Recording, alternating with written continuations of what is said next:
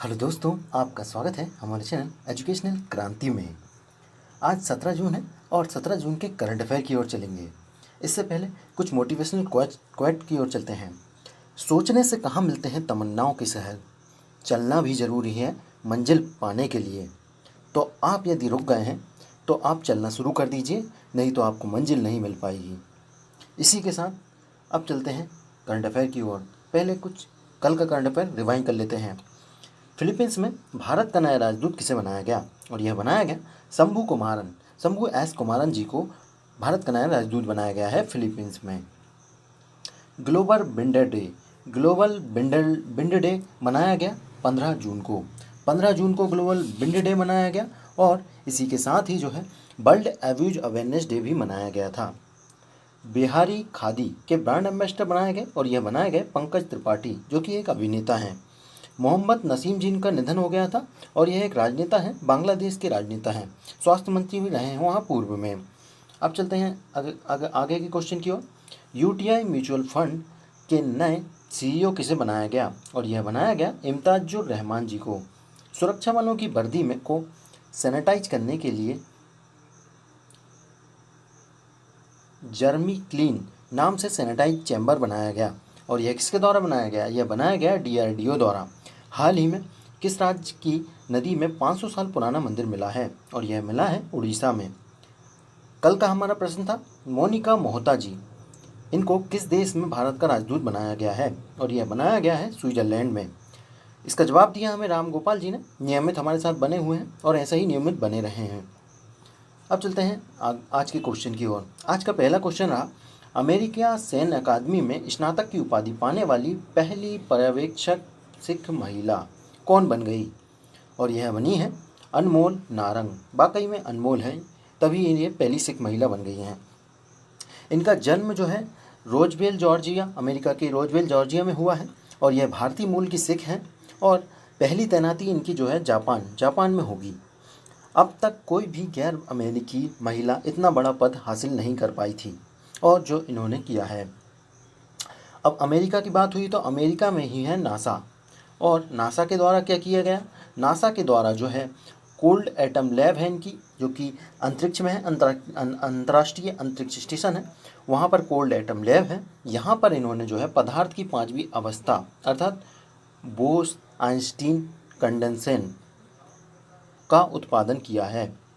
यदि आप नहीं जानते कि 3 पदार्थ की 5 अवस्थाएं क्या क्या होती हैं तो हम आपको बता दें, ठोस, द्रव, गैस, इसके अलावा चौथा प्लाज्मा और 5वीं बोस आइंस्टीन कंडेंसेशन, जिसकी खोज बोस आइंस्टीन जी द्वारा की गई थी। कोविड-19 के लिए अमेरिका की यदि बात करें तो अमेरिका ने भारत को हाल ही में 100 उच्च प्रौद्योगिकी वेंटिलेटर दिए थे, जो कि अमेरिका द्वारा अनुदानित थे। अब चलते हैं अगले प्रश्न की ओर। वर्चुअल शेफ प्रतियोगिता हुई है द क्वालिटी कुलिरीन कप, जो कि न्यूजीलैंड के द्वारा कराया गया और इस कप के विजेता रहे अंगद सिंह राणा जी, जिन्हें आप फोटो में देख पा रहे होंगे। इन्होंने जो है भारत में आयोजित की गई थी न्यूजीलैंड की पहली वर्चुअल शेफ प्रतियोगिता, जो कि कोविड-19 में शेफ को प्रेरित करने के लिए की गई थी। और इसकी घोषणा की न्यूजीलैंड के एक क्रिकेटर, आप नाम सुना ही होगा, स्टीवन फ्लेमिंग, जो कि पूर्व में वहाँ के कप्तान भी रहे हैं न्यूजीलैंड क्रिकेट टीम के, इनके द्वारा इस विजेता का ऐलान किया गया। अब न्यूजीलैंड की बात हुई है तो न्यूजीलैंड की जो राजधानी है वो है वेलिंगटन यहाँ की राजधानी है और यहाँ के जो पीएम है वो है जैकिंडा अर्डन। हाल ही में न्यूजीलैंड के द्वारा जो है कोरोना मुक्त होने की घोषणा की गई थी और उसी समय हमने आपको बताया भी था कि गोवा ने भी कोरोना मुक्त होने की घोषणा की थी, लेकिन वहाँ पर भी कोरोना का पॉजिटिव मिल गया था। उसी प्रकार अब न्यूजीलैंड में भी 2 पॉजिटिव मिल गए हैं, अर्थात ये भी कोरोना मुक्त नहीं रहा है। हाल ही में कुछ और विशेष लोगों को सम्मान मिला भारतीयों को, उनको देख लेते हैं। रंजीत कुमार जी को जो है नासा द्वारा विशिष्ट संघ पदक से सम्मानित किया गया था और ऐसे सम्मानित होने वाले पहले भारतीय बने हैं। शोभा शेखर जी के बारे में हाल ही में बताया था, medal of the order of Australia से सम्मानित हुई हैं, भारतीय संगीतकारक हैं। रतन लाल जी जो है यह भारतीय यूएस मृदा वैज्ञानिक है और इनको विश्व खाद्य पुरस्कार 2020 इनको दिया गया है। अब चलते हैं अगले प्रश्न की ओर। सीबीआईसी के अध्यक्ष एम अजीत कुमार जी द्वारा कौन सा ऐप लॉन्च किया गया? और यह ऐप लॉन्च किया है ई ऑफिस। ई ऑफिस नाम से ऐप को लॉन्च किया गया है।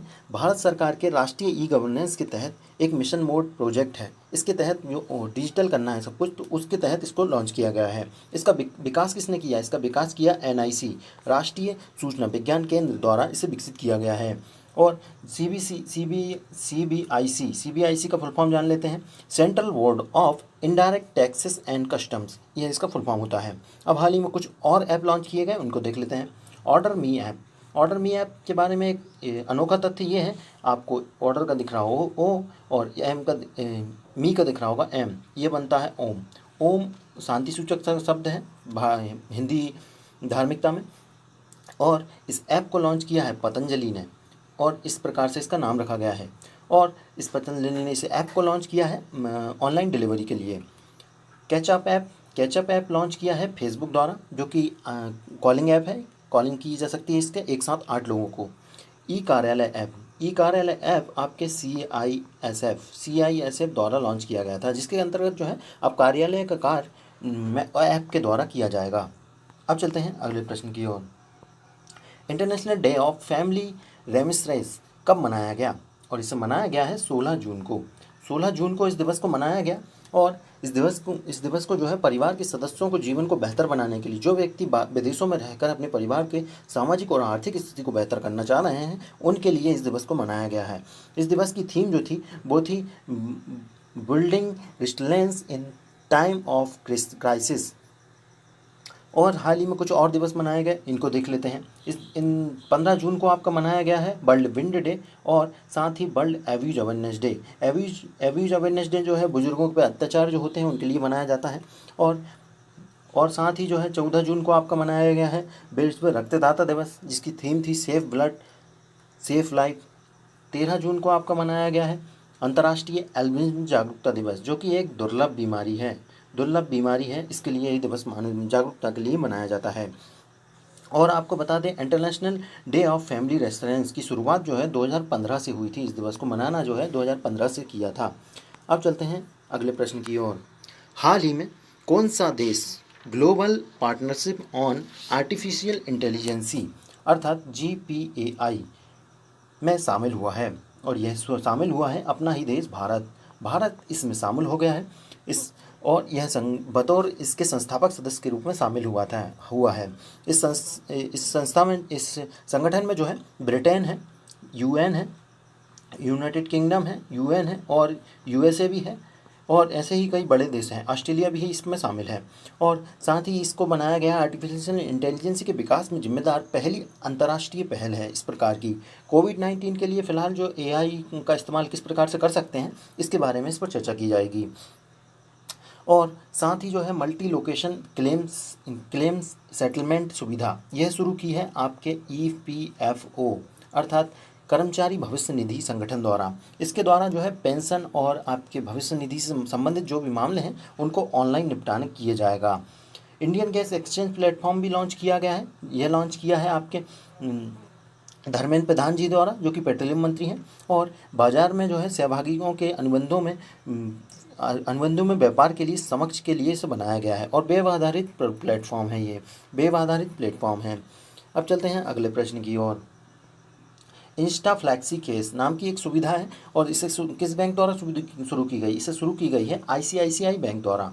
ICICI बैंक द्वारा इस व्यवस्था को शुरू किया गया, जिसके अंतर्गत जो भी सैलरी अकाउंट है अर्थात जो भी नौकरी में है उस व्यक्ति का जो सैलरी अकाउंट है, उस अकाउंट से जो है वह व्यक्ति 48 घंटे के अंदर जो है ऋण ले सकता है।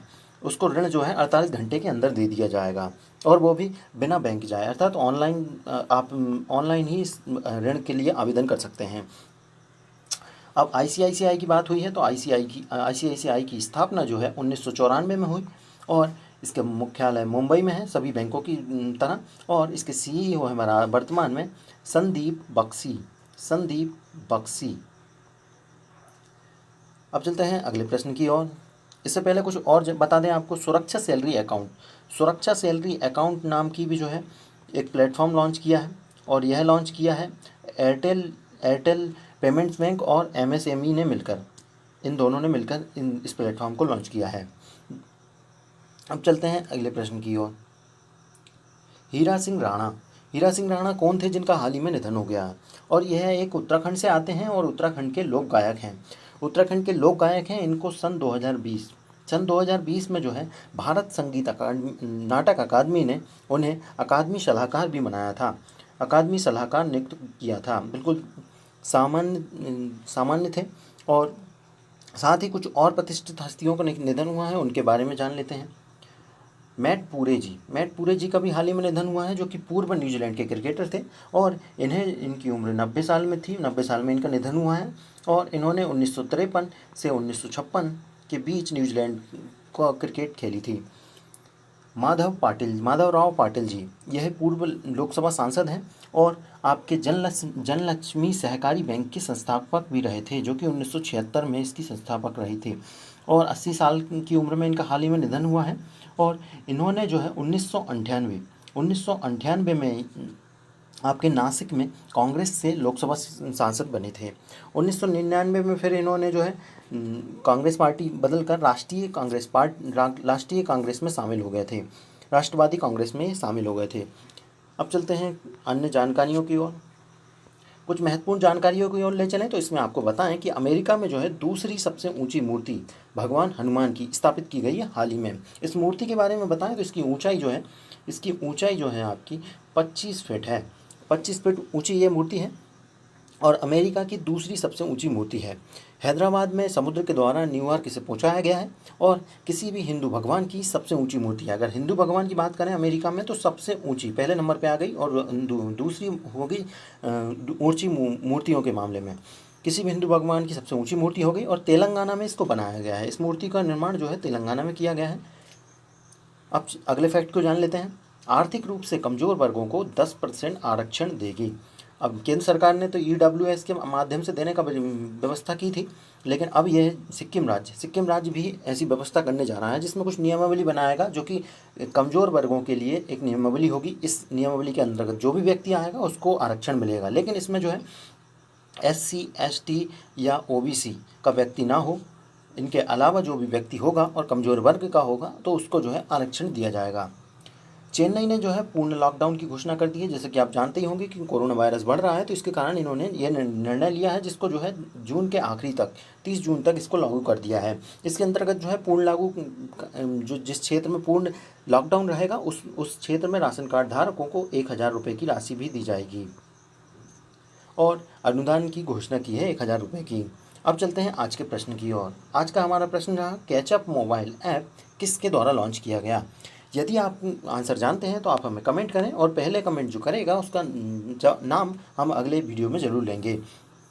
और साथ ही आपको यदि वीडियो अच्छा लग रहा है तो आप वीडियो को शेयर ज़रूर करें, लाइक ज़रूर करें और सब्सक्राइब ज़रूर करें। इससे हमें मोटिवेशन